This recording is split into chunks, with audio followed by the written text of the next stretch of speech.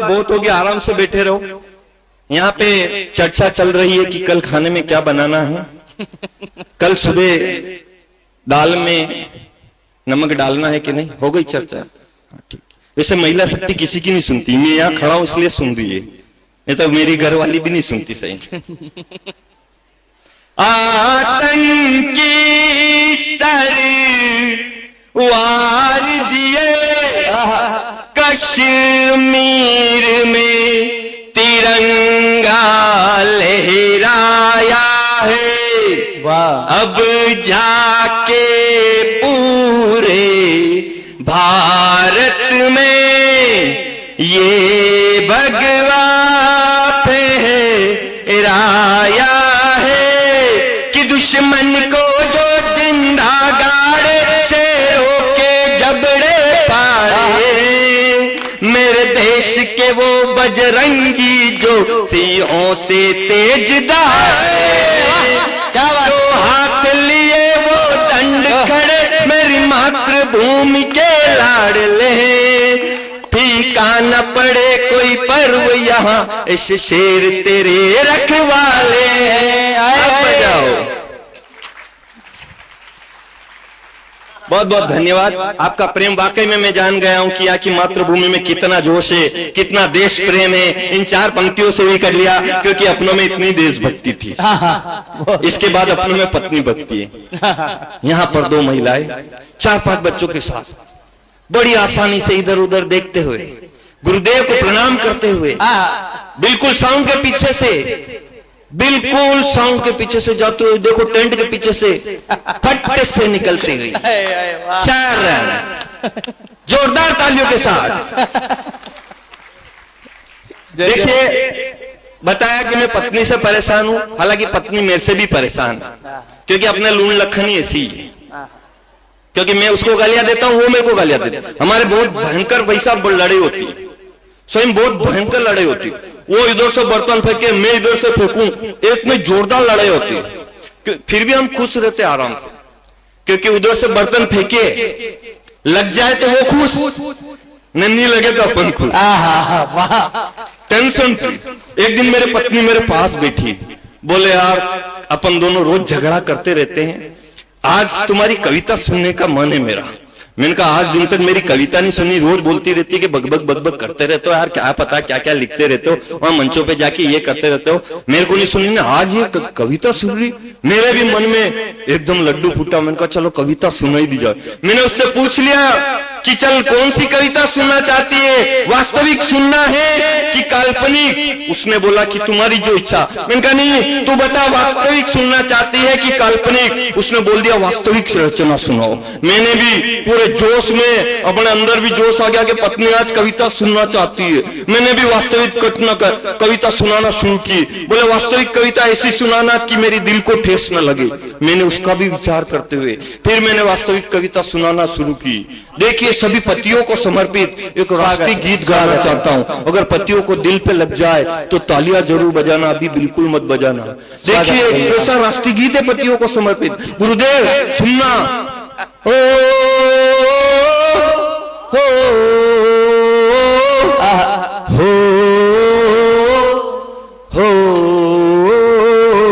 बीबी आती है, काम करवाती है, बर्तन मजवाती है, झाड़ू लगवाती है, कि अभी तो कपड़े धो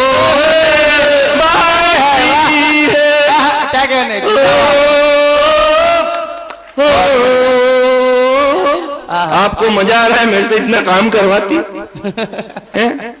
कि अब उसके बाद बोले वो बिल्कुल गुस्से में लाल पीला। मैंने कहा अंतिम बंदे सुन ले यार बेटा।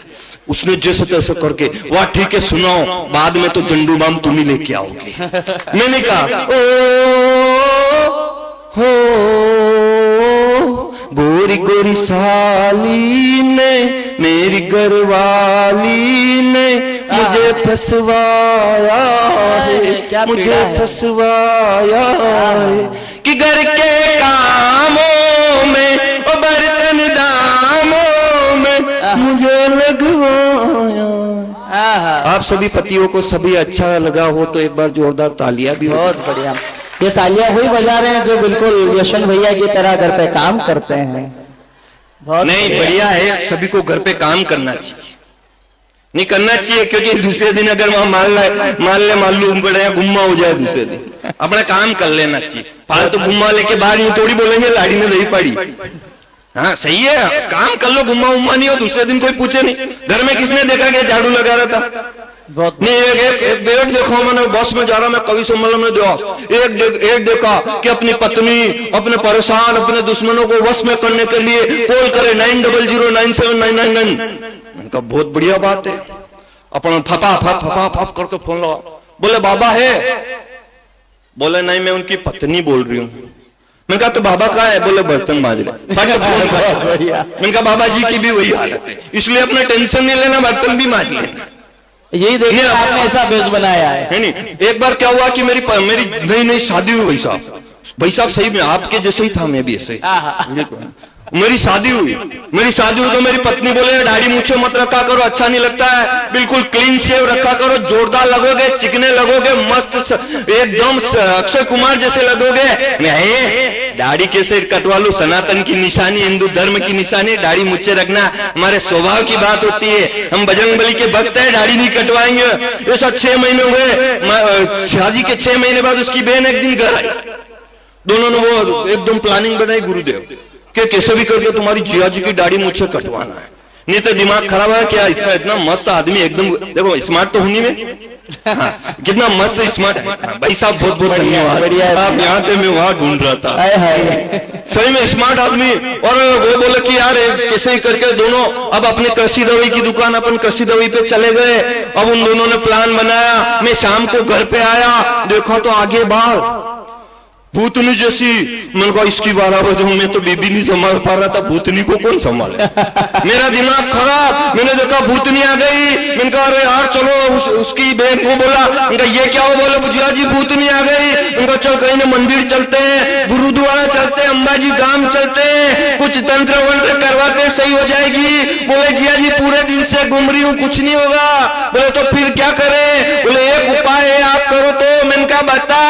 बोले आप दाढ़ी मुझसे कटवा लो, उसकी राख बनवाओ और चटवा दो, सही हो जाएगी। मैंने कहा इतनी सी बात? मैंने दाढ़ी मुझसे कटवाई, राख बनवाई, न घर पे आया न पत्नी को चटवाने पे आया। उसने देखा चीखना हो गया। उसने चीज ही देखा, मैं चटवाने पे आया, उसने गाना शुरू किया कि मैंने ऐसी तिकड़म लगाई, मेरे पिया की मूछे उड़ाई। क्या बात है? आपको मजा आ रहा है? इधर दाढ़ी मुझसे कटवा दी। सही में दाढ़ी मूछे कटने का मेरे को बड़ा गम हुआ। मैंने कहा ये तो इन दोनों बहनों ने मिलकर मेरे साथ अन्याय किया। मैं फिर बाहर गया, होटल के वहां गया, दोस्त मिले, 1-2 घंटे बातें की, दोस्तों ने खूब मजाक उड़ाया। वहां से फिर घर वापस आया, फिर दरवाजा खटखटाया, फिर अंदर से मेरी लुगाई ने मेरे को चिढ़ाने के लिए गाना बनाया कि मैंने दिगड़ा में लगाई, मेरे बिया की मूछे उड़ाई। अपना दिमाग खराब, अपन गाड़ी लेके मैं ससुराल पहुंच गए। ससुराल पहुंचने डायरेक्ट ससुर जी के पास गए। मैंने कहा तुम्हारी छोरी को नहीं रखूंगा, उसको तो भूतनी आ गई, भूतनी को कहा लेता फिरूंगा मैं। और वो जमैसा सोनी को इतना जोरदार आदमी आपने, आपकी दाढ़ी मुझे क्या हो? मैंने कहा नहीं बताऊं, कुछ भी नहीं, तुम्हारी छोरी को नहीं रखा। बोले नहीं, मंत्र तंत्र करवाते, गुरुद्वारा चलते, मंदिर चलते हैं, कुछ न कुछ करते, सही जाएगा। मैंने कहा 2-3 दिन से काम कर रहा हूँ, कुछ नहीं होने वाला।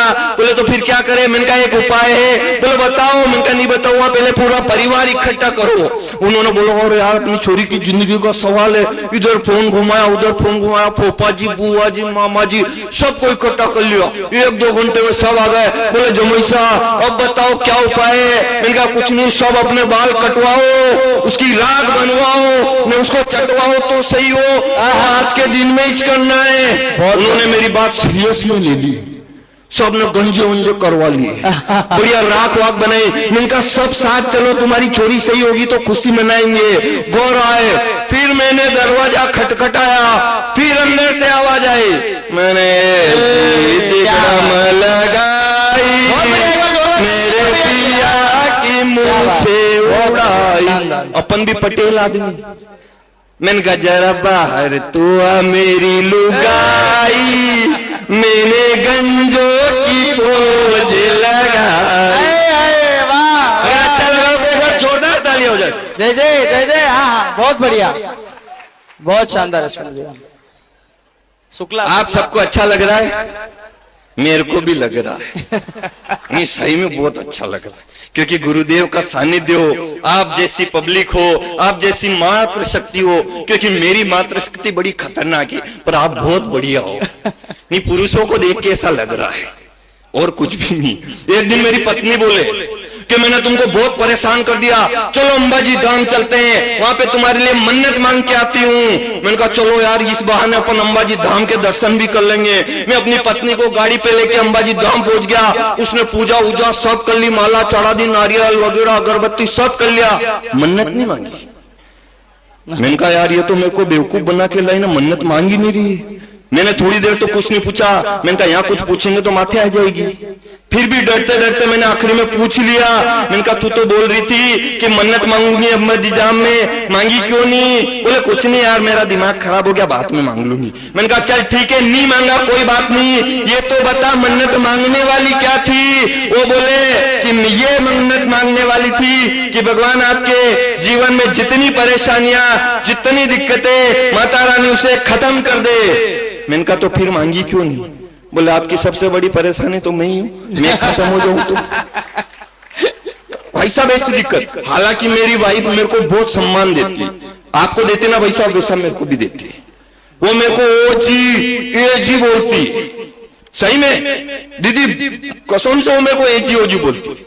मैं बड़ा सम्मानित कि साला अपनी कितनी इज्जत करती, अपनी लाड़ी यार, एक नंबर ओ जी ए जी बोलती रहती। एक दिन मैंने उससे पूछ लिया कि तू कितना सम्मान देती है, बाहर तो समझ में नहीं आता सम्मान, पर यहाँ तो कितना सम्मान देती है? बोले मैं कोई सम्मान वम्मान नहीं देती हूँ, तेरे को शॉर्टकट में गालियां देती हूँ आपको। मैंने कहा ओ जी ए जी में ऐसी कौन सी गालियां आपको? बोले ओ जी का मतलब वो गधे ने, ए जी का मतलब ये गधे। खतरनाक लोग है ये सही में। उसको एक दिन में दलोदा के मार्केट में सही में घुमाने लाया, मैं उसका हाथ पकड़ के ऐसे घूम रहा, इधर ये अभिषेक मिल गया। बोले भाई साहब जय श्री राम। मैंने कहा जय श्री राम। बोले आप अपनी पत्नी से कितना प्रेम करते हो, हाथ पकड़ के बाजार में घुमा रहे हो। मैंने कहा प्रेम प्रेम कुछ नहीं, दिमाग खराब मत कर, इसका हाथ छोड़ दो तो दुकान में घुस जाएगी। नहीं समस्या है, बहुत बढ़िया। आप हंस रहे हो, मेरी समस्या है ये। आपके साथ भी समस्या होती होगी, जो हंस रहे उनके चेहरों से देखकर यही लग रहा है, क्योंकि मालवा के लोग बड़ो मस्त आदमी, इधर लाइट चली जाए तो ओ, ना जाए तो ओ। मेरे पास का दुकानदार है, मालवा के खतरनाक लोग है, दुकानदार भी खतरनाक है। उधर पास वाले से बोल के जाते हैं कि नौकर का ध्यान रखना, नौकर को बोलते हैं दुकान का ध्यान रखना। नहीं खतरनाक लोग गुरुदेव सही में। मैं तो क्या करूं? देखिए मैं गांव की बात करना चाहता हूं तो कुछ अच्छी बात भी कर लेता हूं। 2012 की बात है, मैं दिल्ली में कवि सम्मेलन में गया, जनकपुरी स्थान था। जनकपुरी में एक जगह उतरा, वहां से मैंने फोन लगाया कि भाई साहब मैं कवि सम्मेलन के 8 बजे पहुंच गया था। मैंने कहा भाई साहब मैं आ गया हूं। बोले आ जाओ कवि सम्मेलन स्टार्ट होने वाला है। उनको मैंने एक टेम्पो वाले से बोला चल यार मेरे को इस जगह पे छोड़ दे, उन्होंने एड्रेस दिया। उसने 4 घंटे में वहां पे पहुंचाया। वहां भाई साहब बोले यार तुम तो 8 बजे के अगर बड़ी लेट पहुंचे। मैंने कहा भाई साहब बड़ी दूर है जनकपुरी में, वहां उतरा था, वहां से आने में समय लग गया। उन्होंने बोला कहाँ उतरे थे? मैंने बोला इंडियन कैफे पे उतरा था। वो भाई साहब बोले चाय वाय पीना है? मैंने कहा हाँ चाय पिला दो। वो मेरे को ले गए, इतना सा एक 5 से 10 मिनट लगा और वहीं पे जाके बोला बोले यहीं उतरे थे? मैंने कहा हाँ भाई साहब यहीं उतरा था। मेरा वहां दिमाग खराब हुआ। मैंने कहा बड़े शहरों में ऐसा होता है। मैं मेरी गांव की बात उस दिन याद आई, मैंने 4 पंक्तियों में उस गांव की बात और उस बड़े शहर की बात उतार ली। अगर आपको लगे कि वाकई में गांव में आज भी सभ्यता, संस्कृति और सम्मान है तो उन शहर वालों से बढ़िया गांव के लिए आप तालियां बजाना। 4 पंक्तियों के बाद स्वागत है भैया। कई तो दो पिला हाँ। कि जहां ईमान बिकता है तराजू तोड़ आते हैं, हर के खुददार के जीवन में से मोड़ आते हैं। शहर में आपके कोई नहीं रस्ता बताता है, हमारे गांव में अब बहुत बढ़िया, बहुत बढ़िया। गांव के सम्मान में इतनी तालियां, जिंदाबाद। आपके गांव के सम्मान की बात कही, पूरा मंच पूरा पंडाल बता लिया। एक बार जोरदार आगे से लेकर पीछे तक तालियां बजाओ, बहुत बढ़िया। हाँ, नहीं, एक बार मैं देवास कवि सम्मेलन में जा रहा था, आपके कोर्स कीजिए बात भाई साहब, अपन भाई भाई हैं, टेंशन मत लो। एक बार मैं देवास कवि सम्मेलन में जा रहा था, महिलाओं की खतरनाक आदत है, उम्र नहीं बताएगी, सही बोल रहा हूं, मेरी महिला भी मेरे को बोलती मैं 22 साल की हो गई 32 की हूं। नहीं, सही में ऐसी आदत है महिलाओं की, भाई साहब सही बोल रहा हूं ना मैं? हाँ। एक बार मैं देवास कवि सम्मेलन गया, एक महिला ट्रेन में बैठा, मैं ऊपर की साइड में स्लीपर होता उसमें सो रहा था, नीचे 6 महिलाएं बैठी, 6 की उम्र 50, 60, 70, 80, 90 साल, 6 की उम्र इतनी, सब बातें कर रही, घर में क्या हो रहा है क्या नहीं हो रहा। अपने कहा अपने क्या करना है, लोग महिला को बातें करने दो, इनकी घर की बातें कर रही, अपने को अपनी घर की महिला की बात सुनने में इंटरेस्ट नहीं, तो इनकी क्यों ले अपन। थोड़ी देर हुआ, बोले क्या बनाया, क्या हो रहा गाँव में, वहां तक भी अपन सोए रहे। इतने में 60 साल वाली ने 70 वाली से पूछ लिया कि बहन तेरी उम्र कितनी है। मैं उठ के खड़ा हो गया, मैंने कहा घमासान होने वाला है। मैं उठा, खड़ा हुआ, मैं उनकी बात ध्यान से सुनने लगा। 60 वाली ने 70 वाली से पूछ लिया बहन तेरी उम्र कितनी है। 70 वाली बोले 22 साल की। मेरा दिमाग खराब, उनका ये क्या अन्याय, 60 साल की महिला 22 साल बता रही है। उनका छोड़ो, अपने क्या करना है अपने दूसरी महिलाओं से। इतने में 70 वाली ने 80 वाली से पूछ लिया बहन तेरी उम्र कितनी है। 80 वाली बोले अभी तो 20 की हुई हूं। मेरा दिमाग खराब, मैंने कहा अरे यार ये क्या अन्याय हो रहा है, ये कलयुग आ गया भरपूर। इतने में 80 ने 90 वाली से पूछ लिया कि बहन तेरी उम्र कितनी है। वो बोले अभी तो 18 की हुई है। मैं धड़ाक से नीचे गिरा, महिला बोलने लगी क्या हुआ भैया। मैंने कहा कुछ नहीं, पैदा होने की क्या बात है, बहुत बढ़िया, जिंदाबाद जिंदाबाद भैया। एक बार क्या हुआ, मेरी पत्नी से खतरनाक तरीके से लड़ाई हो गई। उसने मेरे को कूटा, बटन सब तोड़ दिए, घर से बाहर निकाल दिया। नहीं सही में शर्ट के बटन तोड़ दिए थे उसने। लखनी है, मैं आपको बताऊं नहीं पर कई करूं, मैं अपनी हिम्मत नहीं कि उसको घर से बाहर निकाल, क्योंकि अपना चेचिस अलाउ नहीं करता, ऐसा अलाउ नहीं करता है। मैं तो मालूम पड़े 2-4 जूते ऊपर रखे, इसे मैं घर से बाहर निकाल दिया। मैं मंदसौर गया, तेलिया तालाब पे जाके बैठा, 1 घंटे तक पत्थर फेंके, 1 घंटे तक पत्थर फेंके, हुआ कुछ नहीं। अंदर से एक मेंढक निकल के आया, मेरे पास बैठा, बोले भाई साहब आपको प्रॉब्लम क्या है। मैंने कहा प्रॉब्लम कुछ नहीं, घर पे लड़ाई हो गई, उसने मेरे को मार कूट के घर से बाहर निकाल दिया। बोले आपने आपकी वाली के चक्कर में मेरी वाली का सर फोड़ दिया। बहुत बढ़िया। परेशानी हमारे विचारों के साथ कई बार समस्याएं खड़ी हो जाती। अब क्या करो, यहाँ पे माँ अंबाजी का धाम है, माँ को समर्पित करते हुए 4 पंक्तियां कहना चाहता हूँ इस माँ के चरणों में कि माँ का आंचल कितना स्वर्ग होता है। मैं 4 पंक्तियों में स्वागत है, माँ बहनें बैठी हुई है। मैं महिलाओं के बारे में केवल हास्य के लिए ऐसी बातें करता हूँ, वरना महिला शक्ति आज देश के हर कोनों में है। और 9 दुर्गा 9 का वक्त चल रहा है, तो 9 कन्याएं जो होती है वो 9 दुर्गा का रूप होती है। हालांकि शादी के बाद कालिका माता ही दिखती है उसमें। जय जय जय जय, क्या बात है, बहुत बढ़िया। नहीं सही बोल रहा हूँ मैं, देखा होगा आपने भाई साहब, अब 9 कन्या होती है। अच्छा वो अपने ससुराल वाले क्या बोलते, हमारी छोरी तो गाय है गाय। अपने को बाद में मालूम चलता है कि भाई मारकनी गाय। बहुत बढ़िया, नहीं ये अपने को बाद में मालूम पड़ता है। तो ऐसी प्रॉब्लम होती है। मैं 4 पंक्तियां माता जी को समर्पित करता हूँ। माँ समान जो माँ हमारी स्वर्ग जैसी देवी अंबाजी धाम के चरणों में 4 पंक्तियां अर्पित करना चाहता हूँ। स्वागत है। की तरह खुद में संभाले मुझको, कोई मसीहा भी नहीं आया बचा ले। वाह क्या कहने, लाख दुआ और मन्नतों में मांगा है तेरे स्वर्ग से आंचल में छुपा ले मुझको। वाह क्या कहने, बहुत बढ़िया, बहुत शानदार, बहुत बहुत धन्यवाद, बहुत बढ़िया। आपकी इतनी तालियों से मेरी और मेरी बच्चों का तो पेट भर जाएगा। आगे की पीढ़ी देखते हैं क्या होता है। जय जय। आप सभी को एक मालवा का गीत सुनाना चाहता हूँ, गुरुदेव आदेशित कीजिए। अभी का वक्त चल रहा है, अपना गेहूं वहूं निकाल रहे होंगे आप, हुकलो, आप सभी हुकला जानते हो तो कशा विदेश में हो दियो नहीं जाना ना। हाँ जानते हैं सब, हम सब मालवा के लोग हैं। मैं आपको एक कविता सुनाना चाहता हूँ। एक लड़के को, यही के अंबाजी धाम के ही थे, एक लड़के को पिता ने पढ़ने के लिए वहां मंदसौर भेजा। वहां जाने के बाद छोरों को बीड़ी पीने की आदत लग गई। तो उसके दोस्त ने घर पे आके बोल दिया कि छोरो तो बीड़ी पे था को कहीं बने रहो। उसके पिता को गुस्सा आया ना, उसने ट्रैक्टर यहाँ से भिजवाया, सब ठामड़े ठिकरे भरवा के घर न भी चल रहा है वक्त कहीं का हुकला भरा को वक्त के तने बनावा मिले भण्यो तो ही को नहीं। अब साल काले ट्राली भरावा। बिल्कुल दूसरे दिन ले गए कुएं पे, ले गए कूड़ा पे, अच्छा मालवा में बोलो हो रहेगा है नहीं, कूड़ा पे ले जावा बाद हुकलो बनाना शुरू की दो न मन छोरा के दिमाग खराब कि अरे 12 बजे मात्र पसीनो आयरो अंति तो हुआ बनी लेता बीड़िया नहीं पीता तो हो रहता। पर वो अपनी मर्म गाथा कैसे गाता है देखिए, सुनेगा। स्वागत आप सभी की तालियां साथ में अगर बजती रहे उस गीत के तो बड़ा मजा आएगा, क्योंकि उसकी खुद की समस्या है। ध्यान से भी सुनना कि मारा घर का